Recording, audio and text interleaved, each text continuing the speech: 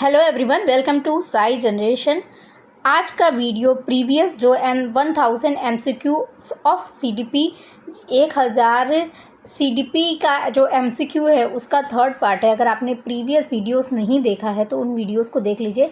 मैंने 1000 MCQ of CDP की मैं एक सीरीज़ लेके चल रही हूँ और ये जो क्वेश्चंस है ये बहुत ज़्यादा हेल्पफुल हैं। ये आपको बहुत हेल्प करेंगे, ना केवल आपके CTET, TET, super TET, HTET, CU SET, बल्कि ये आपको साइकोलॉजी से रिलेटेड, स्पेशली एजुकेशनल साइकोलॉजी से रिलेटेड किसी भी तरह का कोई क्वेश्चंस हो जो कि आपके आने वाले फ्यूचर में होने वाले एग्ज़ाम्स हो तो उसमें बहुत ज़्यादा हेल्प करने वाला है। तो वीडियो को शुरू करते हैं, लेट्स गेट स्टार्टेड। तो 151 क्वेश्चन है, कौन सा अवसर किशोरों की आवश्यकता है? कौन सा अवसर किशोरों की आवश्यकता है? वाद विवाद, तर्क, चर्चा या उपरोक्त सभी? तो इसका जो सही आंसर है, मुझे नहीं लगता इसमें बहुत कन्फ्यूज़न होगी, इसका सही आंसर है उपरोक्त सभी। 152 क्वेश्चन है, मनोविज्ञान का कौन सा संप्रदाय मनोविज्ञान का विशुद्ध विज्ञान के रूप में स्थापित करने पर बल देता है?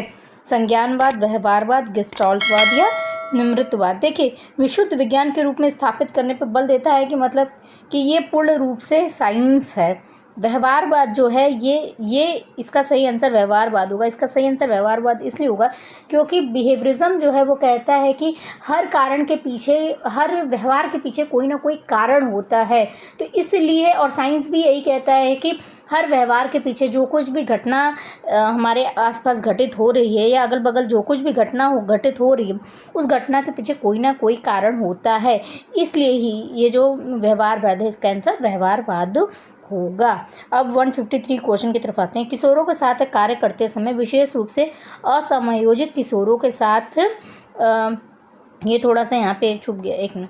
असमायोजित किशोरों के साथ नहीं चाहिए, मतलब किस तरह का व्यवहार नहीं करना चाहिए, ध्यान देना चाहिए। स्पेशली असमायोजित कहने का मतलब है यहाँ पे कि जो लोग मेंटली या जो लोग कुसमायोजित, जो मेंटली अनस्टेबल होते हैं या फिर जो प्रॉपरली समाज के साथ एडजस्ट नहीं कर पाते हैं। तो किस तरह व्यवहार के साथ कार्य करते समय, फिर से क्वेश्चन सुनिए, किशोरों के साथ कार्य करते समय विशेष रूप से कुसमायोजित या असमायोजित किशोरों के साथ नहीं चाहिए। क्या नहीं करना चाहिए? आलोचनात्मक उपागम, प्रचारतांत्रिक उपागम, संग, ये कौन सा अप्रोच नहीं इस्तेमाल करना चाहिए? आलोचनात्मक अप्रोच नहीं इस्तेमाल करना चाहिए। भाई अगर आप उनके साथ कार्य करते समय वो बच्चे जो कि समाज के साथ एडजस्ट नहीं कर पा रहे, आप उनकी बुराई करेंगे, उनको बुरा भला बोलेंगे, उनकी आलोचना करेंगे तो वो उसको एडजस्ट नहीं कर पाएंगे क्योंकि वो ऑलरेडी समाज के साथ एडजस्ट नहीं कर पा रहे हैं। अब 154 क्वेश्चन की तरफ बढ़ते हैं। तनावों को कम करने का अप्रत्यक्ष तरीका है विश्लेषण एवं निर्णय, बाधाओं को दूर करना, उदात्तीकरण या लक्ष्यों का प्रतिस्थापन। तो इसका सही आंसर होगा उद्वतीकरण। ठीक है, इसका सही आंसर उद्वतीकरण होगा। अब 155 क्वेश्चन की तरफ आते हैं। किशोरावस्था में बालकों को सहयोग देने के लिए आवश्यक है। क्या सहयोग देने के लिए आवश्यक है? देखो यहाँ पहला ही ऑप्शन है अभिप्रेरणा, यानी उनको मोटिवेट करना। आप उनकी गलती निकालोगे तो उनको खुशी नहीं होगी, उनकी आलोचना करोगे तो उनको खुशी नहीं होगी, या उनके साथ गलत व्यवहार करोगे तब भी उनको खुशी नहीं होगी। तो यहाँ सहयोग की कहीं बात ही नहीं होती अगर आप उनकी आलोचना करते हो, उनकी गलती निकालते हो। तो फर्स्ट ऑप्शन जो अभिप्रेरणा है वही सही होगा। अब 156 क्वेश्चन की तरफ आते हैं। निम्नलिखित में से कौन सा शिक्षण प्रतिमान का आधारभूत तत्व नहीं है? ठीक है, ये बोल रहा है नहीं है। तो सामाजिक प्रणाली, संप्रेषण प्रणाली, सहायक प्रणाली या संरचना? तो इसका सही आंसर होगा संप्रेषण प्रणाली, आधारभूत तत्व नहीं है। ये सब याद करने की चीज़ें हैं, इसलिए याद कर लेना। अब 157 क्वेश्चन की तरफ आते हैं। निम्न में से कौन सी वस्तु हार्डवेयर तकनीक का हिस्सा है? तो कौन सी वस्तु हार्डवेयर तकनीक का हिस्सा? हाँ, सीधी सी बात आप ये समझो कि कौन सी वस्तु जो है हार्डवेयर है। मैजिक लॉन्टेन, VCR, ओवरहेड प्रोजेक्टर या फिर अधिगम पैकेज? देखो ABCD इस तरह से दिया है, मैजिक लॉन्टेन, अधिगम पैकेज, VCR, बट इसका सही ऑप्शन जो है नीचे है। फर्स्ट है फिर B, फिर A, C और D इस तरह से करके दिया है। तो इसका सही आंसर देखो क्या होना चाहिए?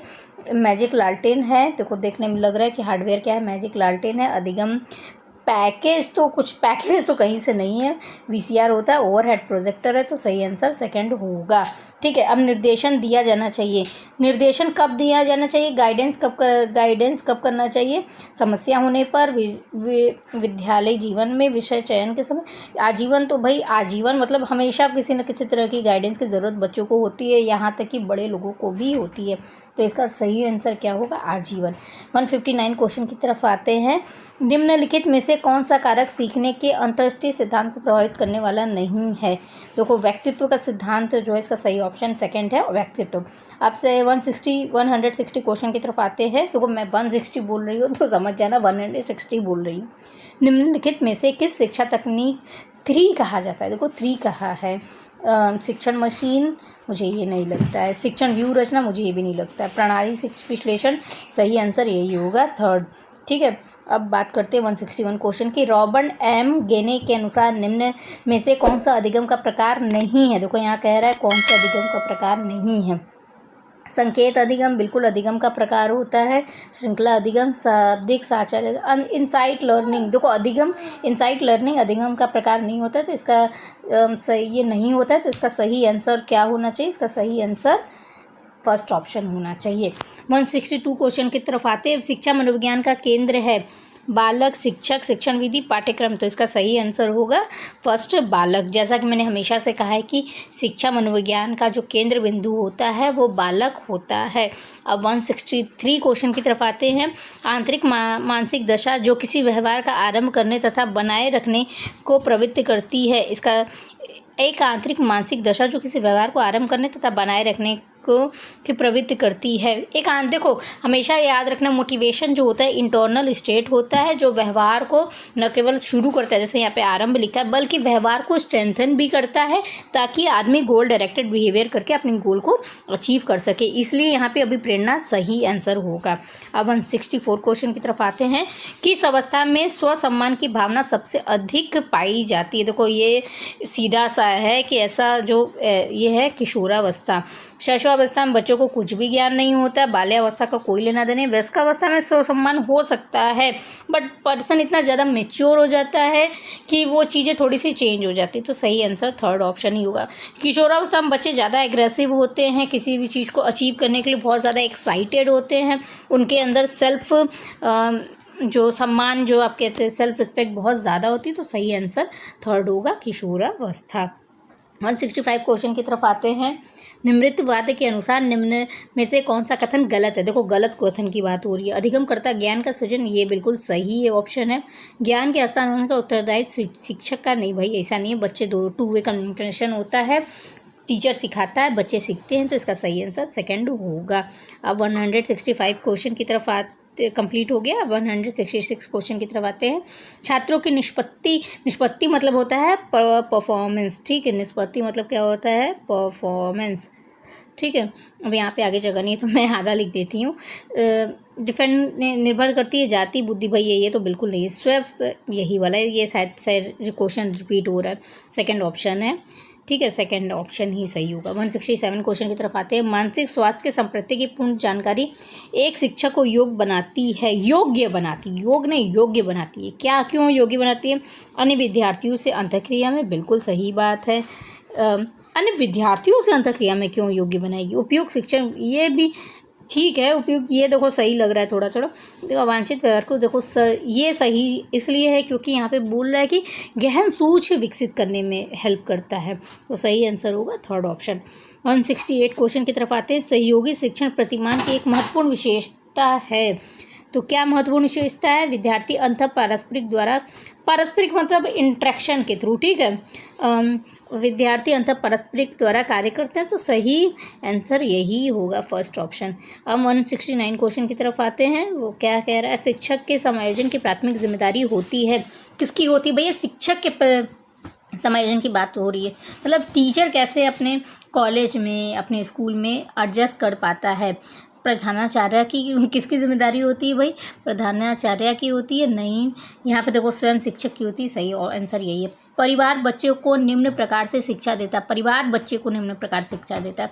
औपचारिक रूप से, अनौपचारिक, देखो अनौपचारिक ही परिवार बच्चे को शिक्षा देता है, तो इसका सही आंसर होगा इसका सही आंसर होगा अनौपचारिक रूप से। देखो गड़बड़ गड़बड़ दब जा रहा है, 1 मिनट। हाँ, अनौपचारिक रूप से। अब बात करते हैं 171 क्वेश्चन की। बच्चे की शारीरिक वृद्धि की दर अधिक होती है, मतलब किस अवस्था में बच्चे की जो शारीरिक वृद्धि होती है उसकी दर अधिक होती है या बच्चे की शारीरिक वृद्धि बहुत तेज़ी से होती है। फर्स्ट ऑप्शन है पूर्व बचपन में, उत्तर बचपन की बजाय, उत्तर बचपन में किशोरावस्था की बजाय, किशोरावस्था में पूर्व बचपन के बजाय, या प्रौढ़ावस्था में किशोरावस्था के बजाय। देखो यहाँ पे ये बजाय वजाय से लेना देना नहीं है, आप ये समझो कि ये बोल रहा है पूर्व बचपन में होती है, जैसे ये चीज़ है ना, ये पूर्व बचपन में होती है, उत्तर बचपन में होती है, किशोरावस्था में होती है या प्रौढ़ावस्था में होती है। तो आप इस तरह से ध्यान दो, ये बजाय वगैरह जो भी लिखा हुआ है इसके ऊपर ध्यान देने की ज़रूरत नहीं है। तो किस अवस्था में सबसे तेज़ी से बच्चे में शारीरिक वृद्धि अधिक होती है? ये जो शारीरिक वृद्धि होती है सबसे ज़्यादा अधिक, सबसे तेज़ी से पूर्व बचपन अवस्था में होती है। सीधे को यहाँ लिखा है पूर्व बचपन में उत्तर बचपन की बजाय, तो इसका मतलब पूर्व बचपन में होती है। अब 172 क्वेश्चन के बारे में बात करते हैं। TAT टैट किस प्रकार का उपकरण है? टैट जो होता है वो एप्टीट्यूड मेज़र करने के लिए होता है। अब देखो यहाँ 3 लिखा है, 3-4 ऑप्शन दिए हैं। अवलोकनीय, स्थितिपेक्षी, स्वसूचनापेक्षी, स्वमूलन निर्धारण। तो इसका जो सही आंसर है वो होगा आपका स्थितिपेक्षी। अब 173 क्वेश्चन की तरफ आते हैं। एक छात्र बोर्ड परीक्षा के लिए कठिन परिश्रम कर रहा है, उसके पिता ने उससे अच्छे अंक पाने पर मोटरसाइकिल देने का वादा किया। इसका अर्थ है आंतरिक प्रेरणा, गतीय प्रेरणा, बाह्य प्रेरणा। अब देखो कोई किसी को पास होगा और कहेगा कि अगर तुम पास होते हो तो मैं तुम्हें ये गिफ्ट दूंगा, या ये तुम्हें दिया जाएगा, या तो ये तुम्हें मिलेगा। तो ये कहीं से भी इंटरनल मोटिवेशन नहीं होगा, ये होगा एक्सटर्नल मोटिवेशन। तो इसका आंसर होगा सेकंड, बाह्य प्रेरणा। 174 क्वेश्चन की तरफ आते हैं। अच्छा अधिगम निर्भर करता है, यानी अच्छी लर्निंग किस पर डिपेंड करती है? शिक्षक पर। सेकंड, छात्रों की सक्रिय रुचि पर। थर्ड, उपयुक्त शिक्षण विधियों एवं सहायक सामग्री के उपयोग पर। या फोर्थ, उपयुक्त सभी पर।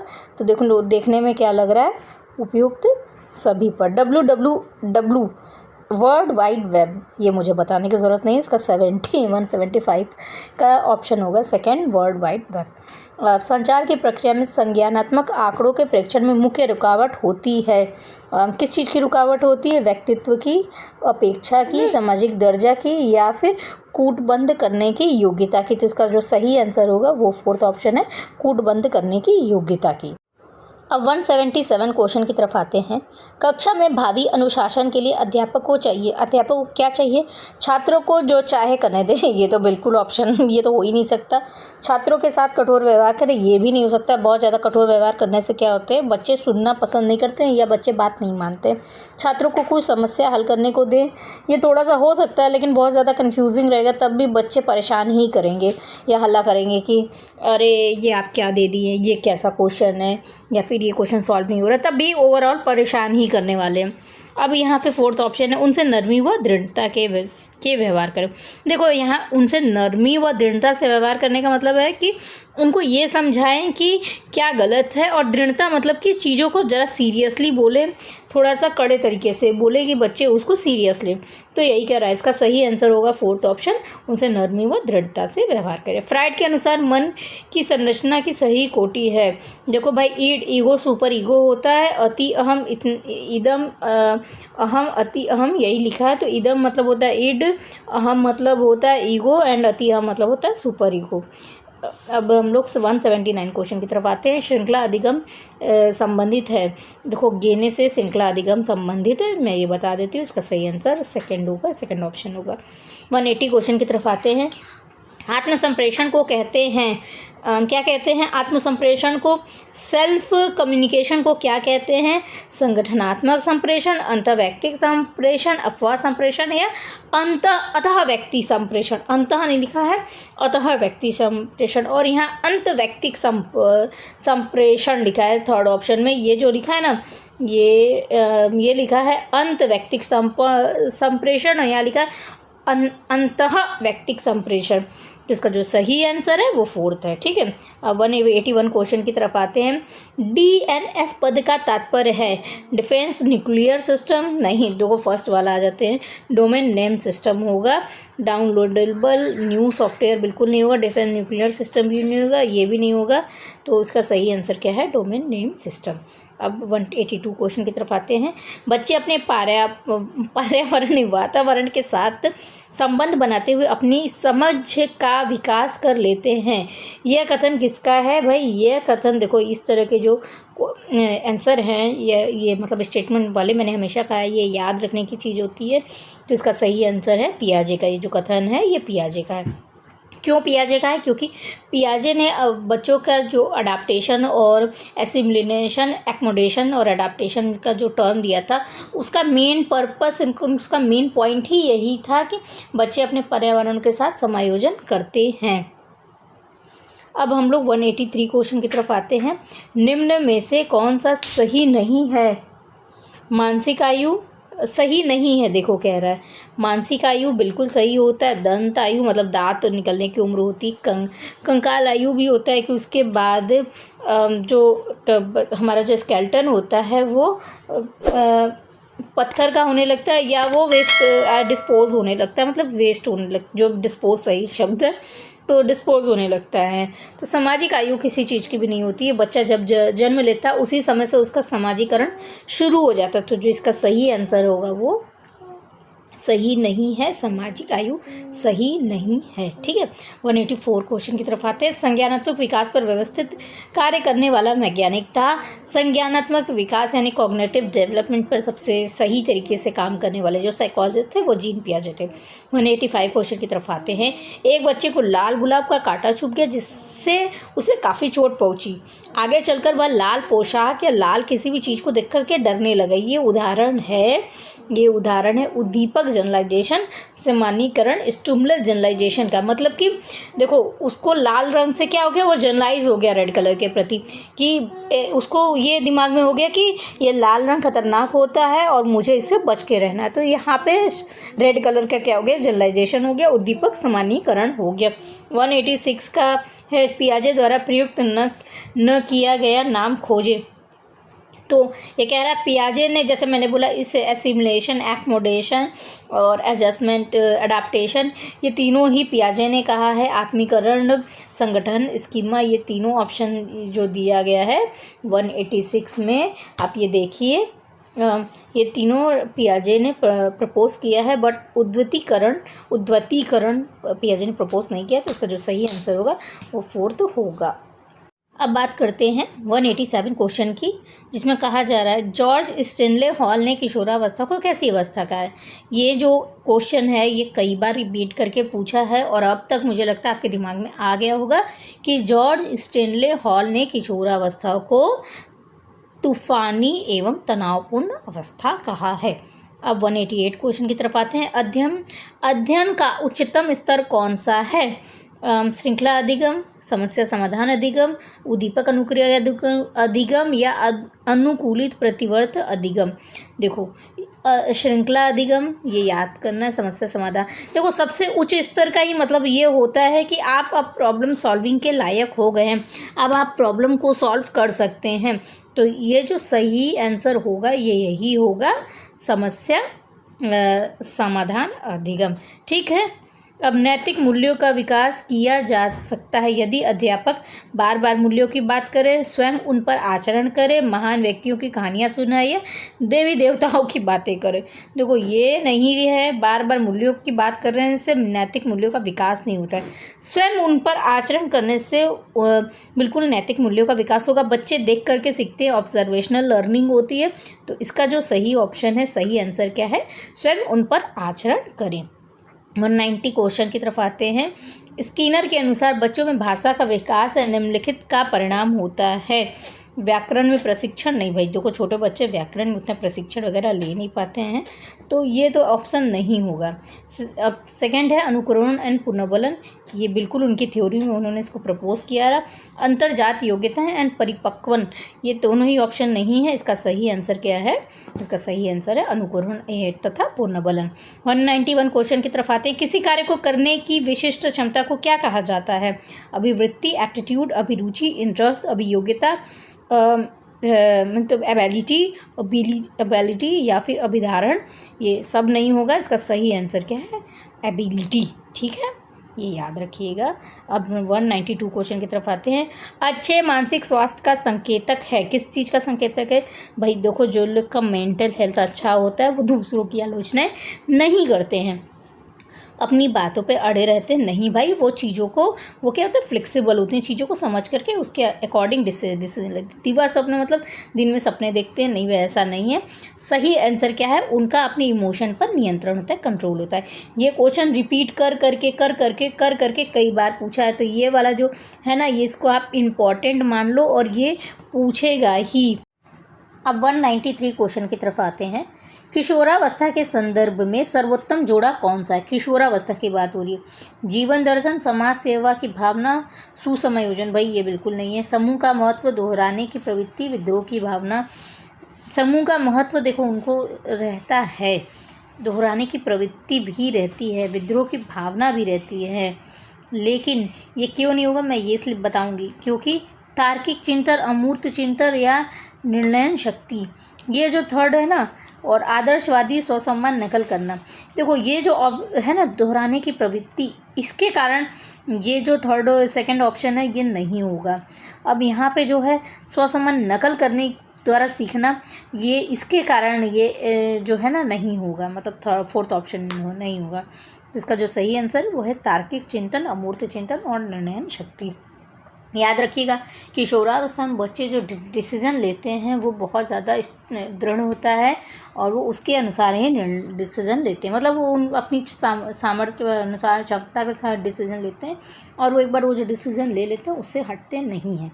194 क्वेश्चन की तरफ आते हैं। किशोरावस्था में व्यवहार व मनोवृत्ति पर सबसे ज़्यादा प्रभाव पड़ता है किसका?